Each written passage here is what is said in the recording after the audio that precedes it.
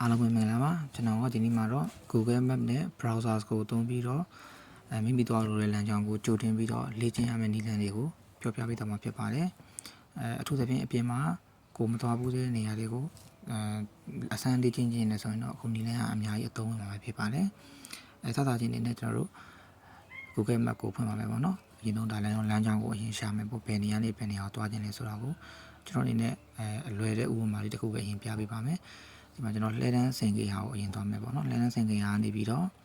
မြန်မာပလာဇာကိုသွားတဲ့လမ်းကြောင်းအတိုင်းလေးကိုဥပမာလုပ်ပေးပါမယ်နေပြီးတော့ကျွန်တော်မြန်မာပလာဇာပေါ့နော် Google Map မှာဒါရှာပြီးလုပ်လို့ရပါတယ်မြန်မာပလာဇာနဲ့စင်ကေဟာနေပြီးမြန်မာပလာဇာသွားတဲ့လမ်းကြောင်းပေါ့ဒီမှာလမ်းကြောင်းလေးပေါ်လာပါပြီဒီ Google Map မှာဆိုရင်ကျွန်တော်တို့အနေနဲ့ view 3 view ပေါ့နော်ပြောင်းပြီးကြည့်လို့ရပါတယ် default เนาะ default view အနေနဲ့ဆိုရင်တော့ဒါတွေကိုမြေပုံအနေနဲ့ပဲတွေ့ရမှာဖြစ်ပါတယ်ဒီမှာကျွန်တော်တို့လဲတန်းစင်ကေဟာနေစမယ်လဲတန်းကုန်းတရားကိုဖြတ်မယ်ဒီမှာရှိတဲ့လမ်းတွေပေါ့နော်အတိပတိလမ်းတို့တထုံလမ်းပြီးတော့ပကံလမ်းအင်းယာလမ်းဟိုတော့လမ်းတွေကိုဖြတ်မယ်ပေါ့ဗျာပြီးတော့တန်လွင်လမ်းအင်းယာမြိုင်လမ်းပြီးရင်ကျွန်တော်ဒီမှာကဘာကြီးဖျားလမ်းအောင်ရောက်ရင်ကဘာကြီးဖျားလမ်းရဲ့ခုံကျော်တရားအောက်ကနေပြီးတော့ဘယ်ဘက်ကိုချိုးပြီးတော့တက်လာမယ်ပေါ့တက်လာရင်ဒီမှာမြန်မာပလာသားကိုရောက်ပါပြီအဲ့ဒါကို satellite view နဲ့ကျွန်တော်ပြောင်းကြည့်လို့ရပါတယ် satellite view နဲ့ကြည့်မယ်ဆိုရင်ခုနလမ်းကြောင်းတိုင်းပေါ့ဒီမှာဒီ Google Map မှာပြထားတဲ့အနီရောင်လေးကတော့လမ်းကြောရင်ချောကျက်နေတဲ့နေရာလေးကိုပြတာဖြစ်ပါတယ်ဒီဘက်ကအပြာကတော့ရင်ချောချောင်းတဲ့နေရာလေးပေါ့နော်ရင်သိမ့်မကျက်တဲ့နေရာလေးကိုပြတာဖြစ်ပါတယ်အဲ့တော့ဒီမှာပြရမယ်ဆိုရင်တော့လဲတန်းလမ်းနေပြီးတော့လဲတန်းဒီစင်တာပေါ့နော်ကုန်းကျော်တရားအောက်ရောက်တဲ့အထိကတော့လမ်းကြောပိတ်ဆို့နေတာကိုတွေ့ရပါတယ်ကျွန်တော်စင်စီကနေတက်လာမယ်ကုန်းကျော်တရားကိုဖြတ်မယ်အောက်ကနေပြီးတော့ဖြတ်မယ်ပြီးတော့တက္ကရီတာလမ်းတိုင်းလာမယ်ဒီမှာလမ်းတွေကိုဖြတ်သွားမယ်ဟုတ်ပြီနေပြီးတော့ကဘာကြီးဖျားလမ်းရောက်တဲ့အထိကိုကျွန်တော်လာမယ်ကဘာကြီးဖျားဒီမှာကိုကိုင်းလမ်းဆိုလို့ရေးထားကဘာကြီးဖျားလမ်းနေပြီးတော့ဘယ်ဘက်ကိုချိုးသွားပြီးတော့မြန်မာပလာဇာကိုရောက်ပါမယ်အဲ့ဒီလမ်းကြောင်းကိုမှတ်ထားပြီးတော့ကျွန်တော်တို့လေ့ကျင့်လို့ရပါတယ်အဲကျွန်တော်ခု browser ကိုသွားပါမယ်browser မှာကျွန်တော်တို့ Chrome တက်ဆိုင်တော့ browser တော့ပို့အဆင်ပြေမယ် Chrome မှာကတချို့ function တွေတိတ်သုံးလို့မရဘူးဖြစ်နေလို့ပါဒီမှာ google.com ပေါ့နော် Google ကိုကျွန်တော်အရင်ရှာပါမယ်ပေါ့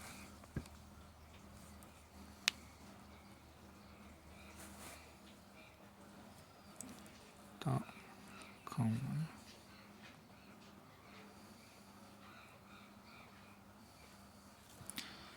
Google ကိုရောက်ပြီဆိုရင်ကျွန်တော်တို့ 3D driving map ပေါ့နော်အဲ့လိုလေးရကြည့်လို့ရပါတယ် 3D driving map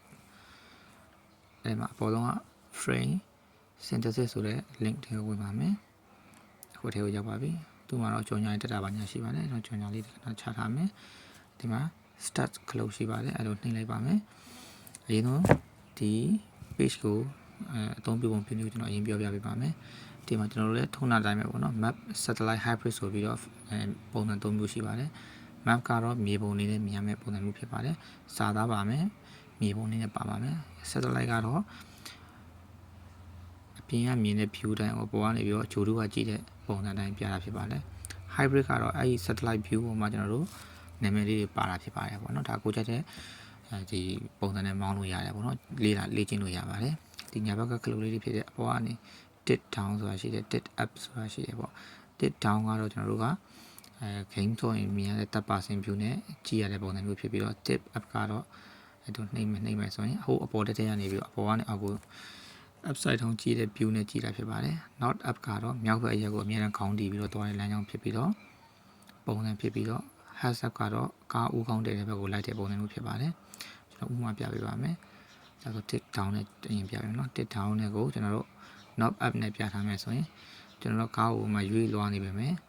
ဆိုကားဦးခေါင်းတဲ့ဘက်ကိုမလိုက်ဘဲနဲ့မြောက်ဘက်ရက်ကိုပဲခေါင်းတည်ပေးထားပါတယ် heads up ဆိုတဲ့ခလုတ်ကိုနှိပ်လိုက်ပြီးဆိုရင်တော့ကားဦးခေါင်းကွေးတဲ့ဘက်တဲတဲ့ဘက်ကိုအဲ့မှာမြေပုံလိုက်ပြပေးနေမှာဖြစ်ပါတယ်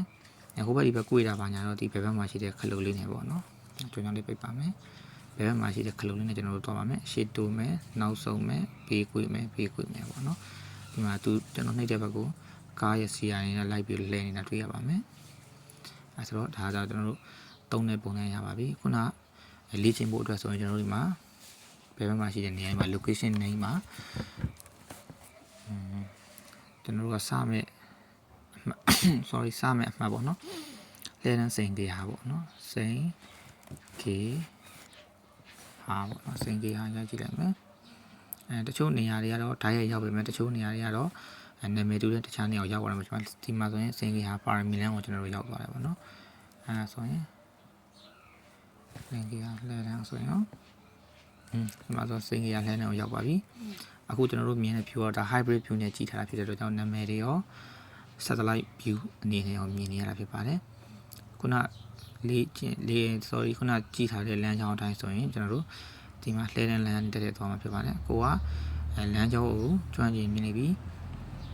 စာတွေကြည့်ရလဲအမြင်ရှုပ်တယ်ဆိုရင် satellite view နဲ့ကြည့်လို့ရပါတယ်ဒါဆိုကျွန်တော်စာတွေမမြင်ရတော့ပါဘူးအခုကျွန်တော်စာပြီပေါ့နော်ဒီမှာလှဲတဲ့လမ်းကနေသွားမယ်ပေါ့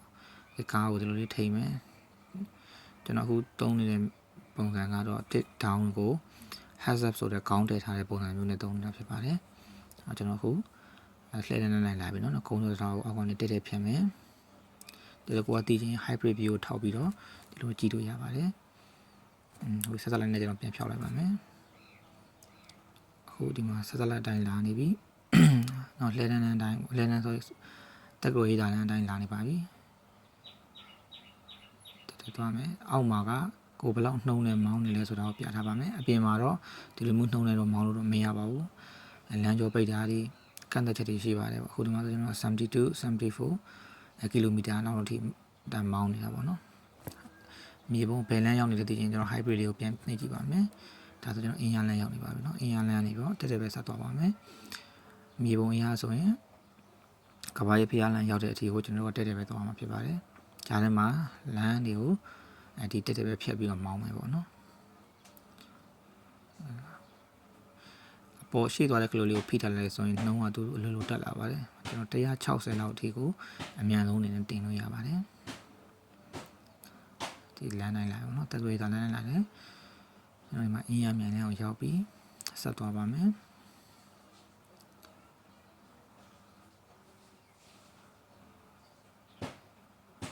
တက်သွေးတာလမ်းပေါ့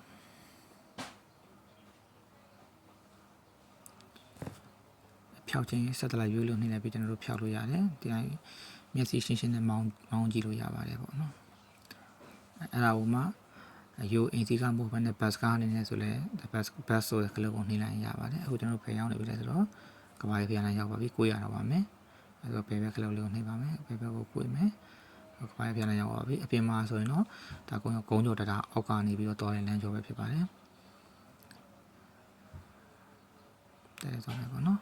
တဲ့တော့အခုညာဘက်မှာတော့မြန်မာပလာသာရှိပါမယ်ပေါ့နော်ကိုကခုနပြောတဲ့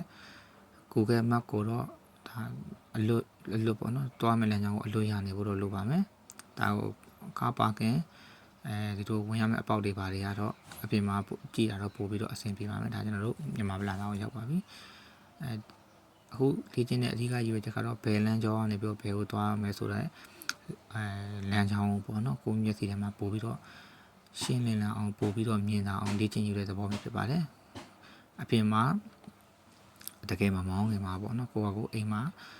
ဖုန်းလေးနဲ့ပဲလေ့ကျင့် tablet လေးနဲ့ပဲလေ့ကျင့်laptop တို့ပေါင်းနဲ့လေ့ကျင့်နေရပါတယ်ဒါလေ့ကျင့်ဖို့တော့အခုကျွန်တော်ပြန်နေလမ်းပေါ့နော်ကဘာကြီးပြန်လာလမ်းတက်ပြန်လာတယ်ပြန်လာပြီပြန်ကျွန်တော်တို့ကဒီမှာဆိုရင်အောက်ကနေသွားမယ်ပေါ့နော်တထားရဲ့အောက်ကနေသွားမယ်အဲဒါဆိုကျွန်တော်တို့ညာဘက်ကိုချိုးဖို့ရှိတာကိုတက်လို့ဟိတန်းလမ်းမှာကျွန်တော်ကညာဘက်ကိုချိုးပါမယ်ညာဘက်သွားလမ်းကြောင်းလေးရှိပါတယ်တက်လို့ဟိတန်းမှာညာဘက်ကိုချိုးမယ်ဟုတ်ပြီအခုကတော့ခုနပြောတဲ့လဲတန်းပေါ့နော်လဲတန်းစိန်ကြီးဟာတို့ဘာလို့ဘက်ကိုပြန်နေလမ်းဖြစ်ပါတယ်ဒါကျွန်တော်အသွားအပြန်ပုံစံပြတာဖြစ်ပါတယ်Google Map မှာတော့ဘယ်လိုသွားလဲဆိုတော့အရင်ဆုံးကြည့်ဖို့လိုပါမယ်တချို့လမ်းကြောင်းတွေကအသွားနဲ့အပြန်နဲ့မတူတာမျိုးတွေရှိပါတယ်တက်သွေးတန်းဆိုတော့ပြန်လာတယ်ပေါ့နော်တက်သွေးတန်းလာပြီကားအနေနဲ့ဘတ်ကားအနေနဲ့ဆိုတော့ကျွန်တော်မောင်းရပါတယ်အဲဒါဘတ်ကလပ်ကိုထည့်လိုက်ဘတ်ကားဖြစ်သွားပါတယ်ဘတ်ကား size ပေါ့နော်ဘတ်ကား size အနေနဲ့ကျွန်တော်တို့တူတူပါပဲ function ကပြန်မောင်းပါမယ်ပေါ့နော်ဒါလည်း ပို့ပြီးတော့မြင်မြင်တင်တင်ကြည့်ရင်ကျွန်တော်တို့ဒါကိုချဲ့လို့ရပါတယ်ဇုံဆွဲပြီးတော့ကြည့်လို့ရပါတယ်ပေါ့နော်ဒါကတော့၄ချိန်အောင်တက်တက်ပဲဖြစ်ပါတယ်အပြင်မှာမောင်းရတာနဲ့တော့ခွာခြားတာရှိပါလိမ့်မယ်အထူးကတော့ကျွန်တော်တို့ကလမ်းကြောင်းပေါ့ဘယ်လမ်းလေးဘယ်လမ်းသွားလဲဆိုတော့ Google Map ကြည့်အောင်မဟုတ်ဘဲနဲ့ကိုယ့်အကိုပြန်လေ့ကျင့်တဲ့အနေအထားမျိုးနဲ့ပေါ့နော်တကယ်မမောင်းခင်မှာလေ့ကျင့်တဲ့အနေအထားမျိုးနဲ့မှတ်လို့လွယ်အောင်ပြသပေးတာဖြစ်ပါတယ်။ဒါဆိုကျွန်တော်အင်အားလမ်းရောက်ပါပြီ။ဆက်သွားပါမယ်အင်အားလမ်းနေပြီးတော့ပကံလမ်းတခြားနေရာတွေမှာလည်းပို့ပြီးတော့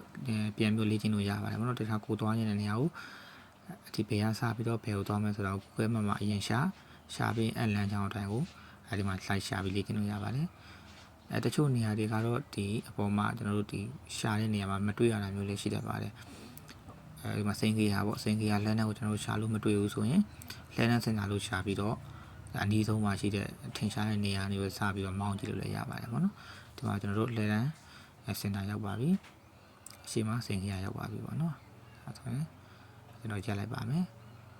အခုလိုနီးလန်းကိုအသုံးပြုပြီးတော့ကိုသွားခြင်းတဲ့လမ်းကြောင်းတွေကိုတကယ်အပြင်မှာမမောင်းခင်မှာလေ့ကျင့်လို့ရပါတယ်အားလုံးကိုကျေးဇူးတင်ပါတယ်